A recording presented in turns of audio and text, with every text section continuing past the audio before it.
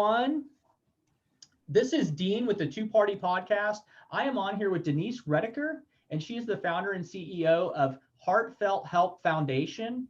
And she's just got an amazing story that I think she should be able to share with our audience, but as well, she has been through a heart transplant as well. So I want Denise to go ahead and tell her story for our audience to catch them up on where we're at. And we've just been having a good discussion, and I just thought this was a great time to bring this to the audience. So Denise, tell us about yourself, and you have the floor. Well, hey, Dean, thank you so much for having me on your podcast. It is awesome to be able to share both my story and now my mission. My name's Denise, and I have had heart failure or heart disease for most of my life. It wasn't until December of 2017, though, until I got the biggest wake-up call, which was a doctor told me that medically there was nothing more they could do for me, and that without a heart transplant that I would have a year or two left to live. And that news is something, even if you've heard the words, and I heard the words before, heart transplant, but you know, when you hear them and it's still off in the future, you still think, oh, that's going to happen to somebody else. That's not going to happen to me. And so you kind of push it to the back of your brain, and you don't really process it until it becomes the if-then conversation. If you don't, then you die.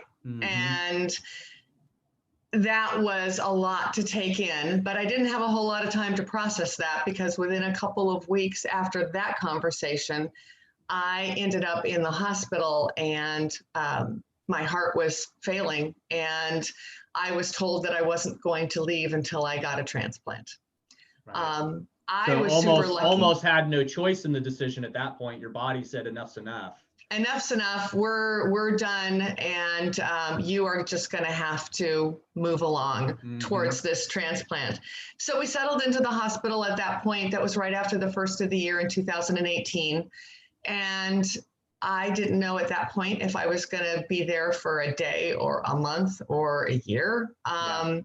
And because there's a whole lot that goes into matching a donor to a recipient that's more than just blood type. It's body size, it's antibody level, it's all the location of the donor, it's all the things.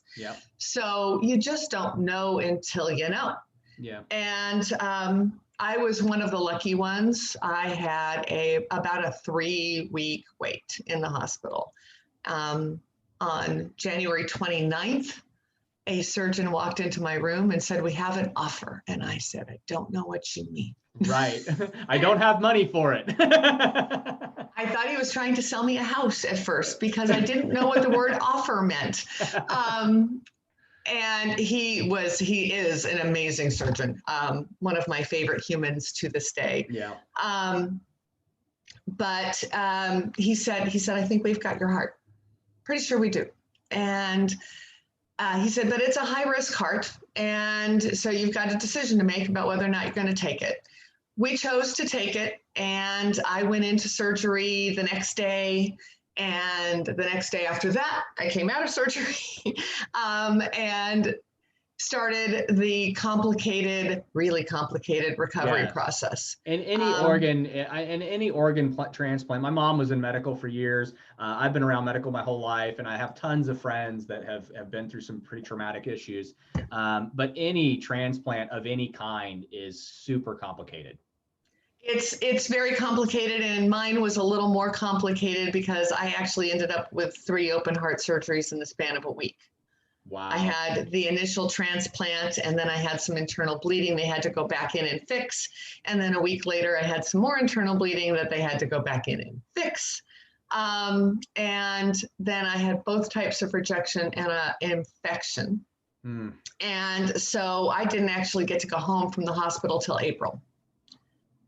And then the recovery began, and slowly but surely, we started taking baby steps towards recovery and starting to get back to doing the things that made me feel like me.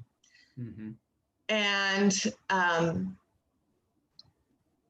about a year ago now, almost exactly a year ago now, I was back into my doctor's appointment for just a regular checkup. I was back at my clinic to see the team, and the social worker at the clinic was retiring, and I happened to be there on her very last day.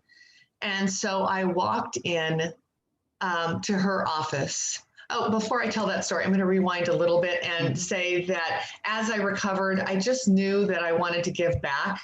And so I am almost immediately, as soon as I could get out and about and do some things, I started volunteering for our local OPO, which is an organ procurement organization, which is the organization that actually facilitates identifying organ donor families and matching them with recipients. Okay.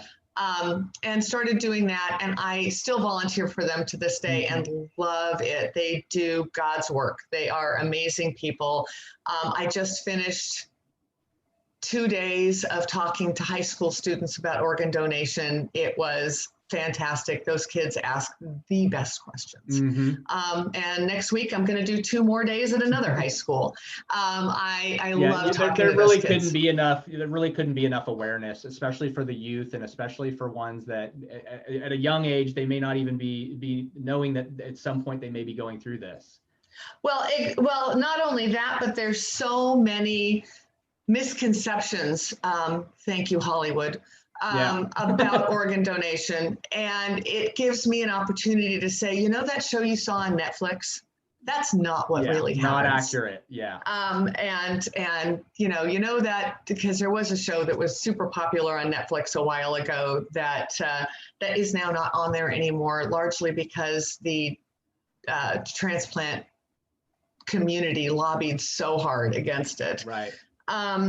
But there are misconceptions out there, and the ability to be able to dispel some of them and talk about truth and say, this is what really happens, look at me, is an honor and a privilege. And man, those kids are smart, and they're just great.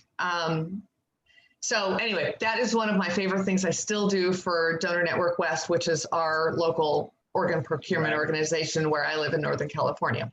And so they handle not just your area, but they handle around the nation, correct? No, they handle, there are about 11 OPOs across the country. I am probably wrong about that number, but it feels like the right number, but there's wrong. Multiple of them around the country. Right. There are 3 or 4 in the state of California alone. Okay.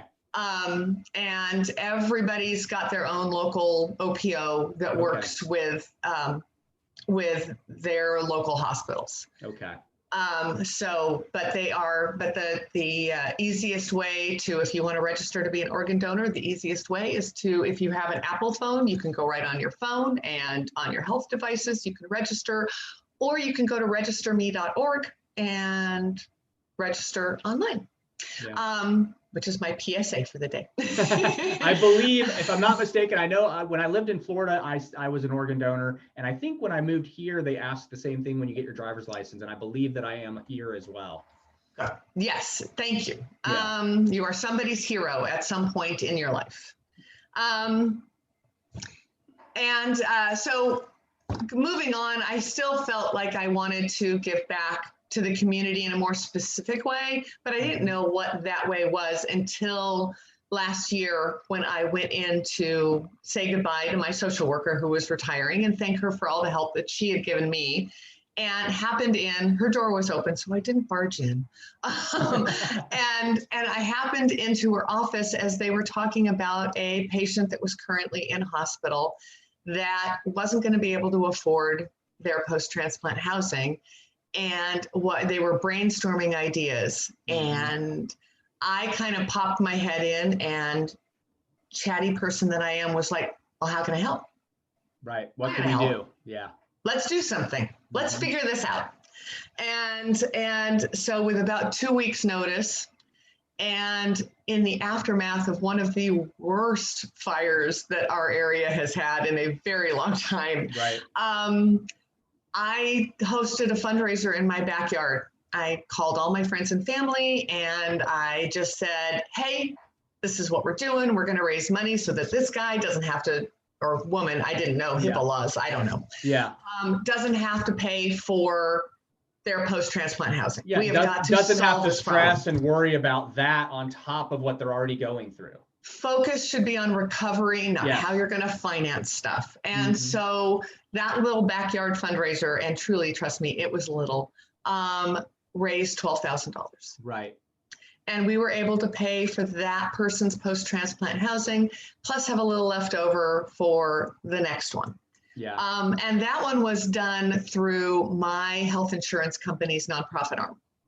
Very cool. And so that is when the light bulb went on in my head, and I thought, this is something I can do. This is a problem. This is where you're needed. Yeah, that's where you're needed. This is a gap I can fill. Yep. And so we applied to get right around the first of the year, we applied to get our own 501c3 from the federal government, and applied to get state tax exemption from the state of California. And then COVID hit. And I thought, well, the government's going to have bigger fish to fry than processing a small single person's nonprofit application. Yep. And so I figured we wouldn't see it would be put on the back burner. Yeah, exactly. I figured that would not happen. Miracle of miracles, we got it back in June of this year, which was amazing to me. Yeah, prayers answered. Right, exactly. Yeah. I just kind of threw it up and left it in God's hands and said, yep. I think this is what you're calling me to do. So here you go. And so then we put the application in for the state tax exemption, because of course you can't do them simultaneously. Yep.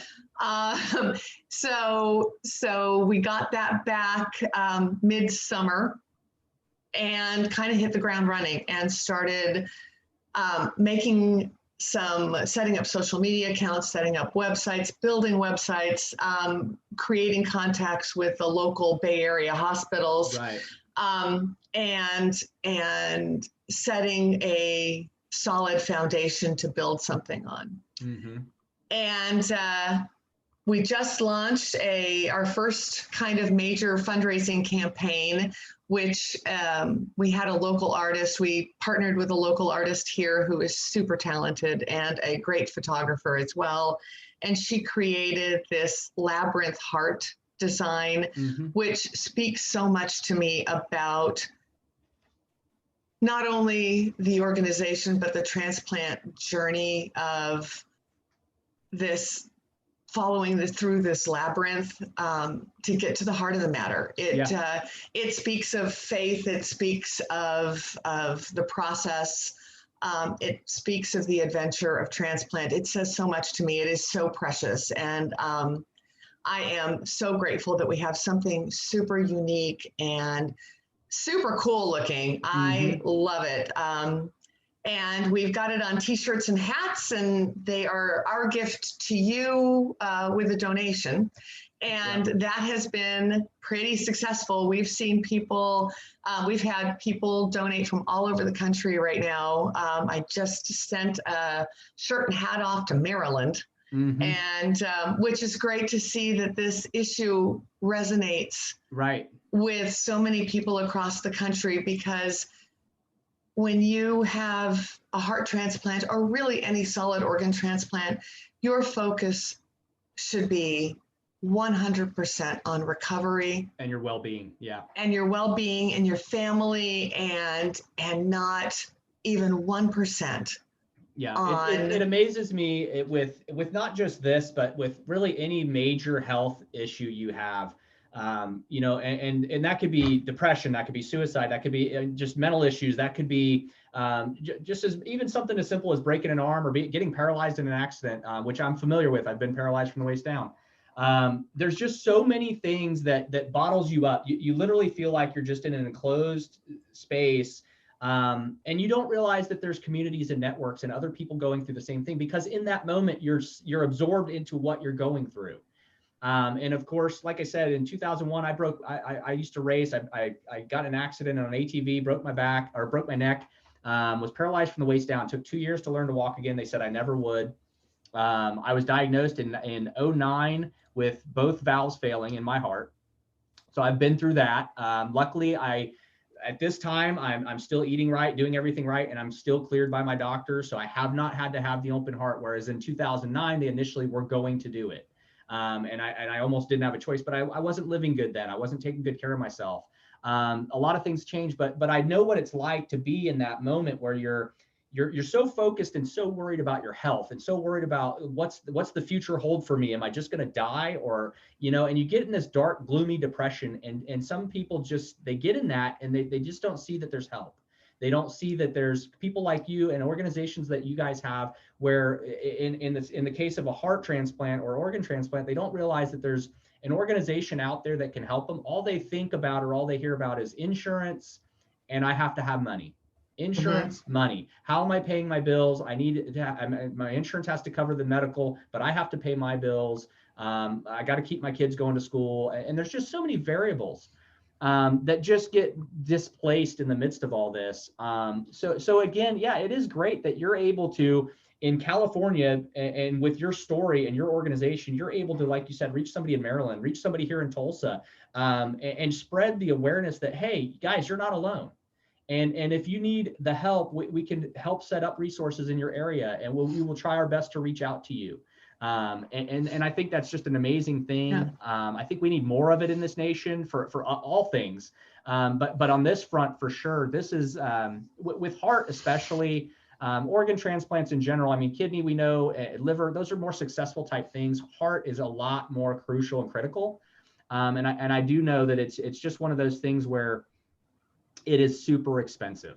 And for people that don't have insurance and they're facing this uphill battle, it's ungodly to even think about, what they can do or what they, unless they just happen to be financially stable and set.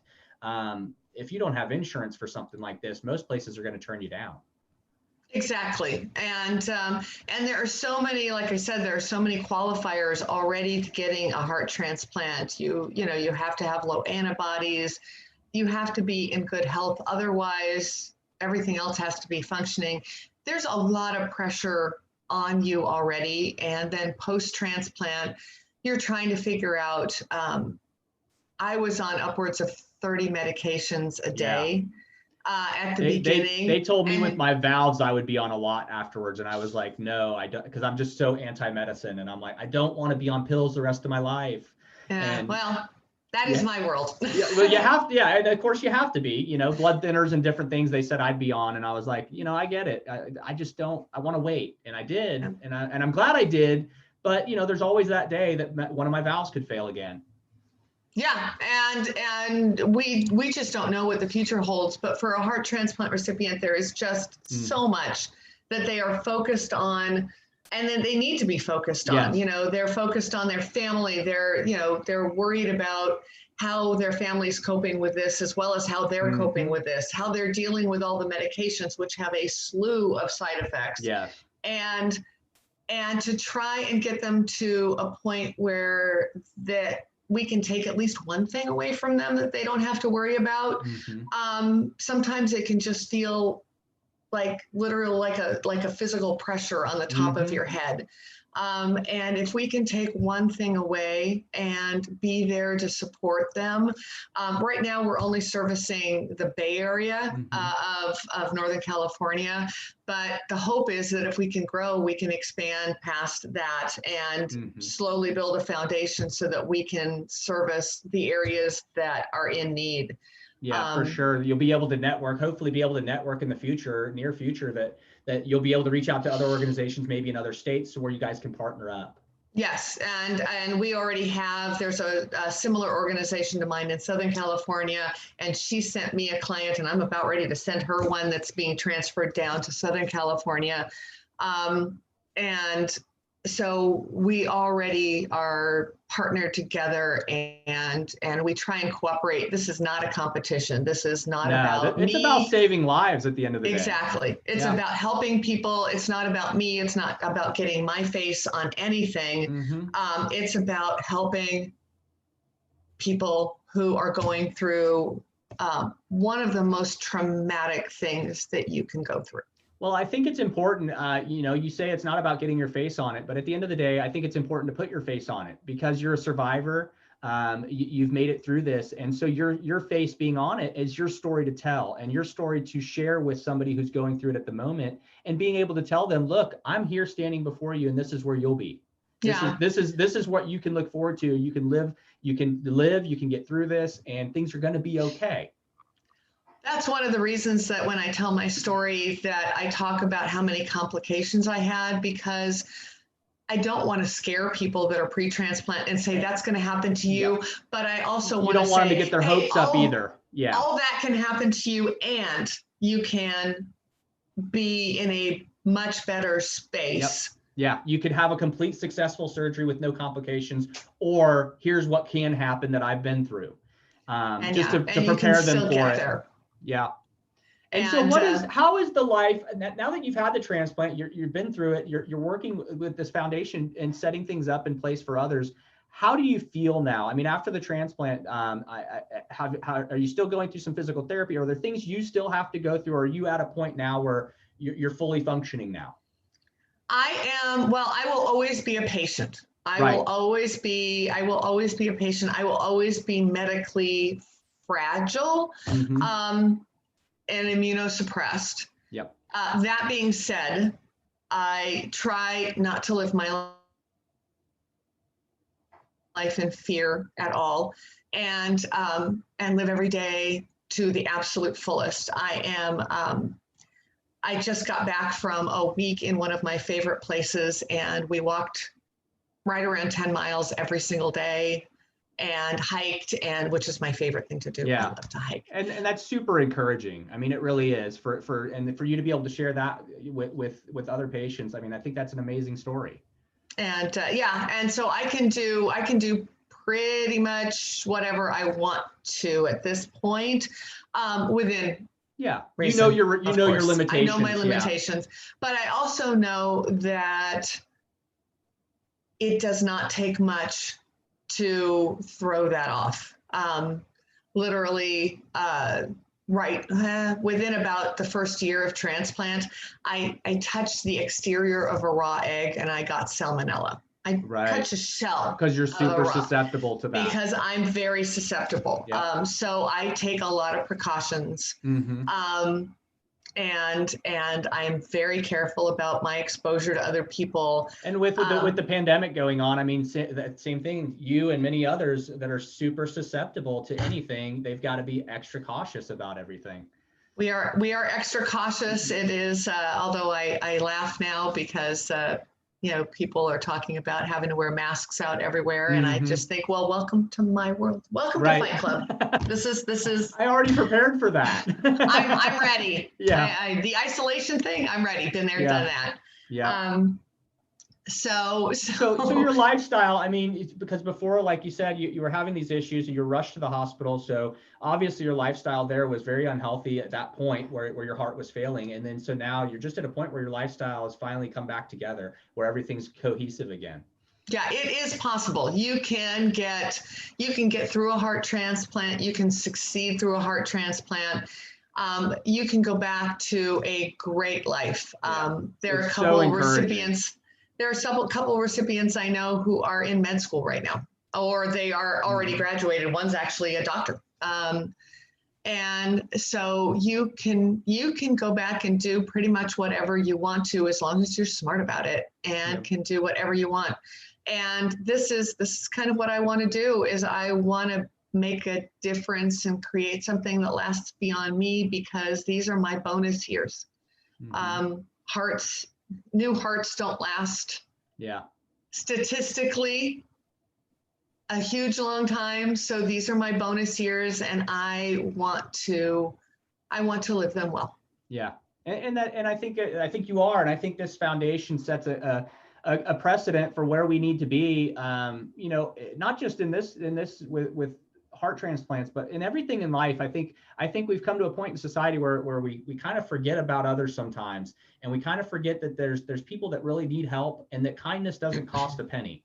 And with organizations like Heartfelt Help Foundation and many of the other ones that are out there that are doing good, I think it's just important for us to encourage through those things. It's important for us to encourage other people to, just in our daily walk, to find ways to look at themselves and say, what am I doing today that's helping? What am I leaving behind that somebody can remember me for doing?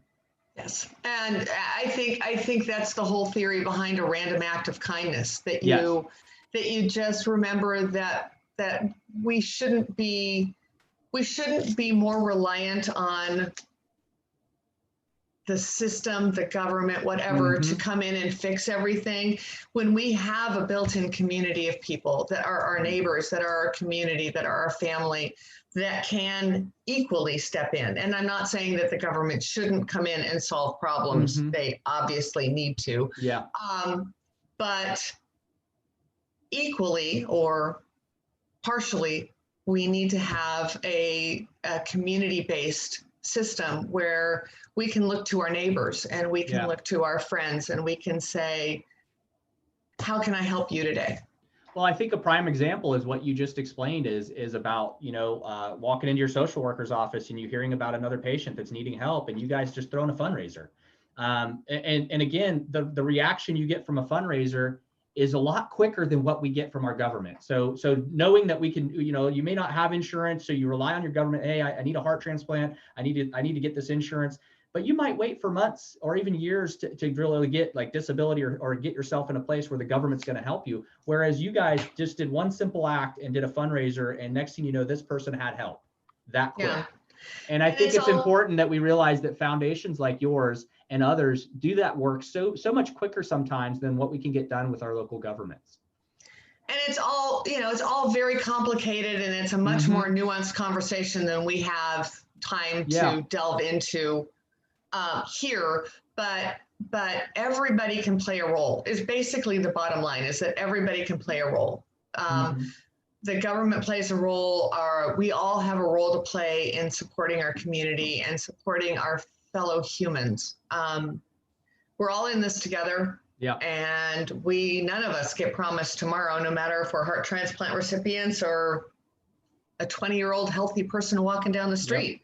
And the best we can do for each other is to be there for each other. Yeah, I think life is too short for us to not be there for each other. Exactly. That's kind of where I'm at these days in life. I do a lot of self-reflection, a lot of self-help stuff that I look into, and just ways I'm always trying to improve myself. And I think one of those ways is always reflecting on the fact that, not in a gloomy way, but life is short. And in 45 years that I've been in existence, what have I done? And I know that I've wasted some years. So now it's kind of like, now I want to do more. I want to give more. And so I try every day to find ways to make habits that increase my potential to affect other people in good ways. And sometimes, some days I may be having a hard day and someone else does it for me. And I think if we just encourage others to do such acts and just continue to remember that, again, there's people out there that need heart transplants. I mean, it's something as simple as donating $5. The little bit goes a long way for these people. And for other people that may, other foundations that are doing good things. And a lot of times I tell people it doesn't always take money. And sometimes, like in your case, in your area, it doesn't. Like, you can organize a fundraiser or even have assistance with your foundation via volunteers. And something as simple as that could help a patient. Exactly. And donations are great. Yeah. We could use the financial support right now, especially in COVID times. It's fundraising is a hard thing to do. But that being said, improving the algorithm by just simply following and sharing and liking the Instagram or Facebook posts that gets us seen more by more people, that is a huge help, because that increases how many eyes see the foundation and see what we're doing. And potentially people who actually need our help will see those posts then. So even that is super helpful, and we would appreciate that. It would be great. For sure. Where can we tell the audience where we can find, first off, where we can find you on social media and your website? And then also tell us where they can look to get some of these shirts and hats. Because I noticed your post on Instagram earlier and about the girl who had made these shirts, or the design. and it's an absolute amazing design. They're super cool looking shirts. So tell us a little bit about that. Tell us about your social. Tell us where we can get some of this stuff where we can donate. Well, our social media on both Facebook and Instagram is Heartfelt Help Foundation. That's a lot. I know. I'm sorry. and we will post all these links as well. It's so just search at Heartfelt Help Foundation on both Facebook and Instagram. We're there. And our website is heartfelthelpfoundation.com. Okay. And you can find the link wherever you find us first. There's a link tree and it has a link to donate. And if you just click on that donate button up there, it'll take you right to the shirts and you can see them all and see the hats and see the shirts. They're pretty fun. Yeah. We really like them. Yeah, they're super cool. I saw when you posted it earlier, and then I saw that the young girl that designed them, and I thought it's really unique to be able to work with your community and tap into, like you said, I mean, you speak with different younger kids and stuff, and it's nice to be able to tap into their talents and bring them into this and and engage them in a way where they not only get to learn the awareness and some of the things that they need to know, that's the truths of it, but then they get to actually be a part of it and watch that grow. And I think that's really cool that you guys have this girl who's designed this and you're able to promote her art through it. She is so talented. We are so lucky to be a part of her world and have her be a part of ours. Yeah. She is fantastic, and so are the rest of the people. As you look through the postings, my young friends that did the modeling for us are just amazing humans that we're just lucky to have them be a part of our world. That's great. Well, we're going to get off here. Again, heartfelthelpfoundation.com. And the same name for Instagram, all the social medias, they can find you. I encourage the audience to go ahead, check it out. If you need to get a shirt, a hat, donate. If you just really don't even need to get a shirt and a hat, and you just want to donate to the organization and foundation, do that, because what that does is you're potentially helping to give life or keep somebody healthy in their post-surgery. And so it's very helpful. Even $5, $10, $1, any donation amount is really going to set somebody up to not have to be worried about things that they don't need to worry about in recovery. And I think that's huge and important what Denise is doing here. And I think it's important that we continue to share this. I encourage the audience not just to check out the foundation, and I encourage you to donate, but I'm also going to encourage you guys to share, spread the word, spread the awareness about this. You never know when it could be somebody you know or somebody you love that could be affected by this. Absolutely. And you're right. Even if a shirt or a hat is not in your budget, that's great. $5, $10 would be great. A Starbucks cup of coffee worth of a fancy Starbucks cup of coffee worth of donation would be amazing. And you can be somebody's hero and really be a life changer, be a world changer for somebody else. Yeah.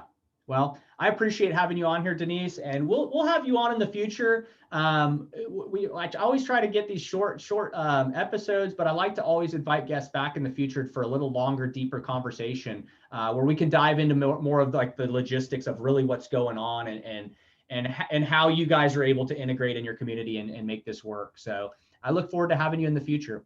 Great. I would love that. All right. You have a great day. Thank you. Yep. Have a good one. Thanks.